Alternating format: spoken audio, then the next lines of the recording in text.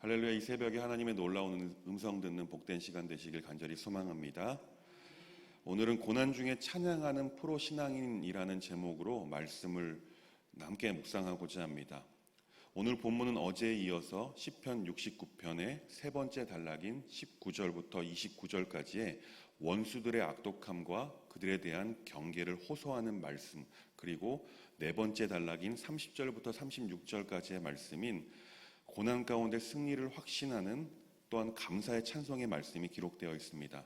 이 세 번째 단락을 세부적으로 살펴보면 여기에서도 두 단락으로 나눠볼 수 있습니다. 19절부터 21절까지는 대적들의 능력에 대해서 기록하고 있습니다. 이 대적들의 능력은 점점 더해가고 있는 상황 가운데 시인과 이스라엘을 위로할 위로자는 단 한 명도 찾아볼 수 없는 암담하고 처절한 심경을 토로하고 있습니다. 하지만 이러한 공경 가운데에서 시인은 하나님의 도우심을 바라는 그 믿음을 결코 포기하지 않았다라는 것입니다. 두 번째 부분은 22절부터 29절까지의 말씀으로 대적에 대한 징계, 하나님 앞에서 호소하고 있습니다. 원수들의 악독함을 나열한 후에 시인은 하나님의 심판을 간절히 구하고 있습니다. 이 심판의 요청은 시인의 의로운 분노가 표출되고 있음을 볼 수 있습니다. 19절과 20절 말씀을 함께 보겠습니다. 함께 읽습니다. 주께서 나의 비방과 수치와 능욕을 아시나이다. 나의 대적자들이 다 주님 앞에 있나이다. 비방이 나의 마음을 상하게 하여 근심이 충만하니 불쌍히 여길 자를 바라나 없고 긍휼히 여길 자를 바라나 찾지 못하였나이다. 아멘. 여기에서도 다윗의 놀라운 믿음을 우리가 엿볼 수가 있습니다. 다윗은 자신의 암담한 상황을 하나님 앞에 토로합니다. 주님, 내가 받는 모욕을 잘 알고 계십니다.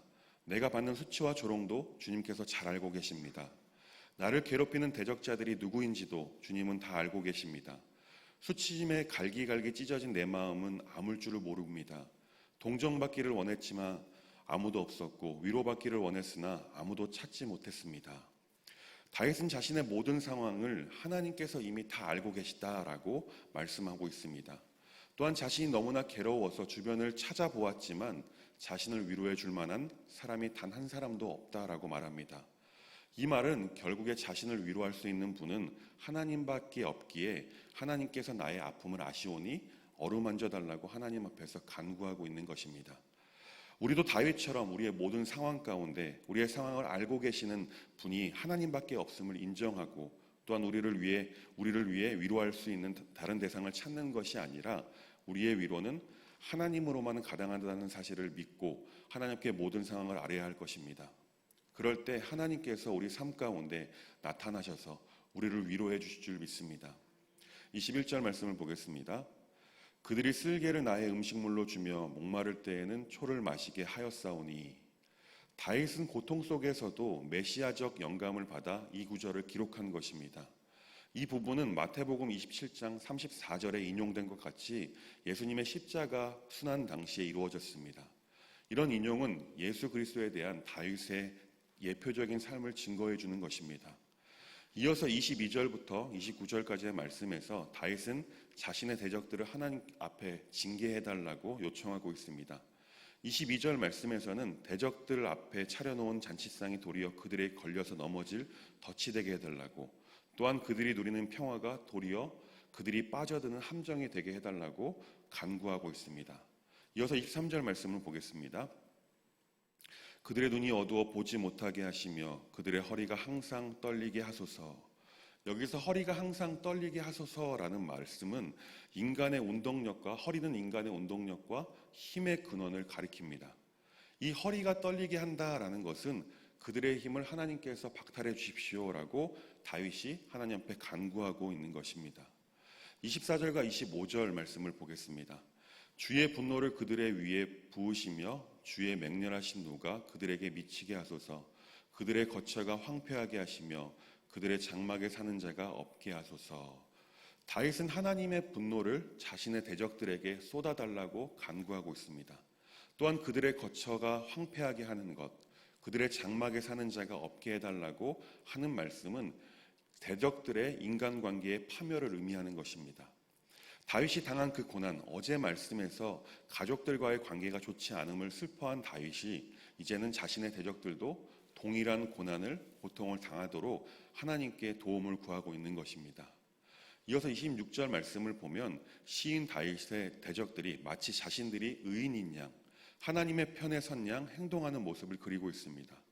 이 말씀은 하나님의 진노가 미치는 것을 보고 임시로 그 위기를 모면하기 위해서 거짓 의인의 탈, 양의 탈을 쓰고 있는 모습을 보입니다.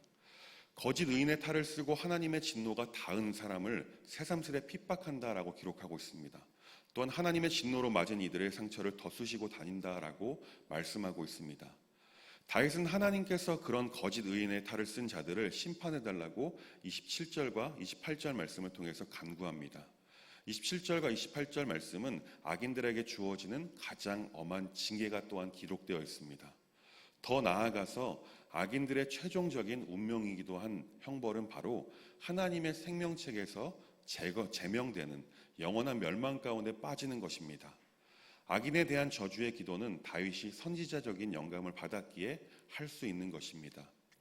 29절 말씀을 보겠습니다. 오직 나는 가난하고 슬프오니 하나님이여 주의 구원으로 나를 높이소서. 아멘. 다윗은 현실적인 비참함의 상태를 나는 가난하고 슬프다라는 말로 표현하고 있습니다.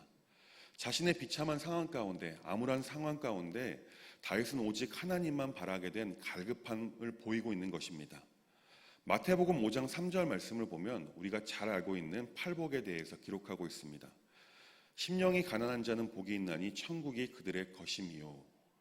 현재 다윗은 마태복음 5장 3절의 말씀처럼 자신의 심령이 가난하여 하나님만 바라게 되었다라고 말씀하고 있습니다. 이처럼 구원, 천국, 하나님의 도우심은 심령이 가난할 때 얻게 되는 것입니다. 그렇게 우리도 끊임없이 교만함을 버리고 우리의 심령이 가난함으로 하나님께 도우심을 구하는 삶을 살아야 하는 것입니다. 이어서 30절부터 마지막 36절까지의 말씀은 시편 69편의 마지막 단락으로서 시인의 고난의 극복과 승리의 확신에 대해서 기록하고 있습니다. 대부분의 탄원시가 그렇듯이 다윗은 이 마지막 부분에서 고난의 극복과 승리를 예견하고 하나님께 감사의 찬송을 드리고 있습니다.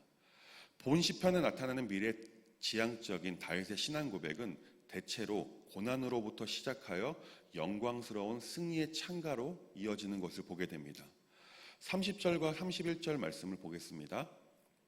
내가 노래로 하나님의 이름을 찬송하며 감사함으로 하나님을 위대하시다 하리니 이것이 솥 곧 뿔과 굽이 있는 황소를 드림보다 여호와를 더욱 기쁘시게 함이 될 것이라. 아멘. 다윗의 이러한 감사 찬양은 하나님께서 그를 구원하실 것에 대한 확신과 믿음에 기초하고 있습니다. 그리고 그는 율법에 입각해 희생 제물을 드리는 것보다도 이러한 찬양에 하나님께 더욱 기쁨이 될 것임을 믿었습니다. 이 하나님께 있어서 제사를 받으시는 것보다 진정한 마음으로 드리는 감사의 찬양이 하나님께서 더욱 기뻐하신다라는 사실입니다. 그렇게 우리도 율법적인 종교 행위를 버리고 우리의 삶을 통해서 하나님께 감사와 진정으로 드리는 찬양이 있어야 할 것입니다.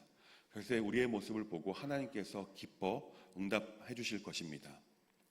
32절 말씀을 보겠습니다. 공고한 자가 이를 보고 기뻐하나니 하나님을 찾는 너희들아 너희 마음을 소생하게 할지어다. 아멘. 여기에서 온유한 자, 또 하나님을 찾는 사람들은 시인이 하나님의 도우심을 얻어서 어려움을 극복한 것을 보고 기뻐하게 될 것이다 라고 말씀합니다. 다윗은 자신의 고난당함으로 인해서 자신의 주변 사람들이 실족해야 될 것에 대해서 계속해서 염려하고 두려워했었습니다. 그러나 이 말씀으로 인해 자신의 고난으로 인해 타인이 실족하게 될지도 모른다라는 다윗의 염려가 사라졌음을 볼 수 있습니다. 이어서 33절 말씀에서 자기로 말미암아 갇힌 자라는 표현은 그를 위하여 고난을 받은 자라고 표현할 수 있습니다. 이 표현도 역시 산상수훈에서 기록된 것처럼 을을 위하여 핍박을 받는 자라는 표현으로 바꾸어 볼 수가 있는 것입니다. 을을 위하여 핍박받는 자의 결과는 결국 천국을 소유하게 된다라는 것입니다.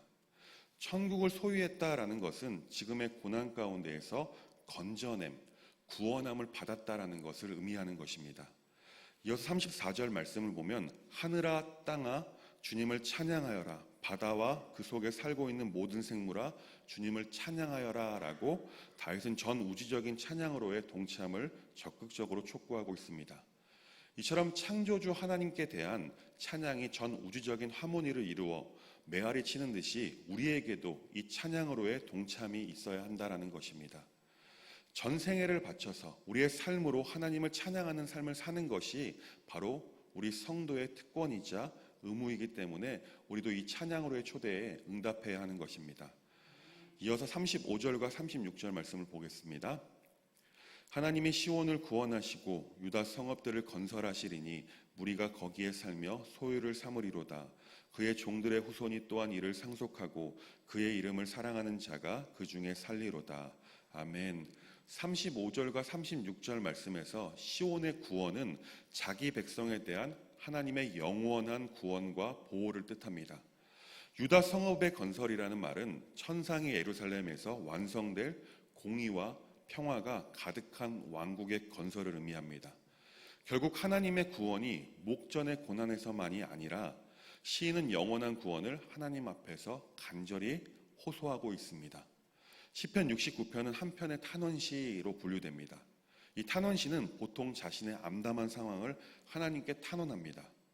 또한 자신을 힘들게 하는 대적들의 심판을 또한 요구하고 있습니다. 그런데 중요한 것은 시인은 자신의 상황과 대적들에 대한 심판만 요구하는데 그치지 않았다라는 사실입니다. 시인 다윗은 결국 모든 상황을 하나님께 고함과 동시에 하나님께서 도와주실 것, 그 상황 가운데 구원해 주실 것을 믿음이 있었던 사람이었습니다. 그렇게 고난 가운데 이 암담의 현실 가운데 그 탄원의 목소리가 후반부에 가서는 하나님을 찬양하는, 감사로 찬양하는 목소리로 바뀌게 되는 것입니다. 사랑하는 교우 여러분, 오늘 말씀 제목을 고난 중에 찬양하는 프로 신앙인이라고 말씀드렸습니다. 오늘 다윗의 모습이야말로 프로 신앙인의 모습을 보이고 있습니다.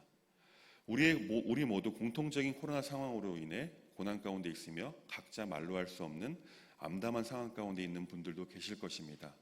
우리는 이러할 때에 하나님께 찾고 하나님을 구하고 하나님의 우리의 모든 현실을 구함과 동시에 하나님을 믿음으로 감사로 찬양할 수 있는 프로 신앙인다운 모습이 있어야 할 것입니다. 왜 그럴까요? 우리의 모든 상황을 아시는 하나님께서 우리를 고난에서 건져내 주시고 구원해 주실 것이기 때문입니다. 바라기는 고난 앞에서 고난에 너무 집중하여 하나님께 탄원하는 기도만 드리는 것에 그치지 않고 오직 모든 상황을 역전시켜 주실, 승리케 하실 하나님께 믿음으로 감사와 찬양을 올려드릴 수 있는 법안의 모든 교우님들 되시길 간절히 소망합니다. 기도하겠습니다. 하나님, 우리의 모든 상황을 아시는 하나님을 찬양합니다. 비록 유례없는 코로나 상황으로 인해 가정 가운데 또한 개인에게 여러 가지 어려움들이 있습니다. 또한 아무에게도 말하지 못하는 고민들도 있습니다. 그럼에도 불구하고 다윗처럼 우리의 기도가 탄원의 기도로 멈추지 않게 하시고 하나님께서 건져내 주실 것에 대한 믿음의 감사의 찬양이 우리 삶 가운데 울려 퍼져서 하나님께 상달될 수 있는 우리의 인생길이 되도록 인도하여 주옵소서. 예수님의 이름으로 간절히 기도합니다. 아멘.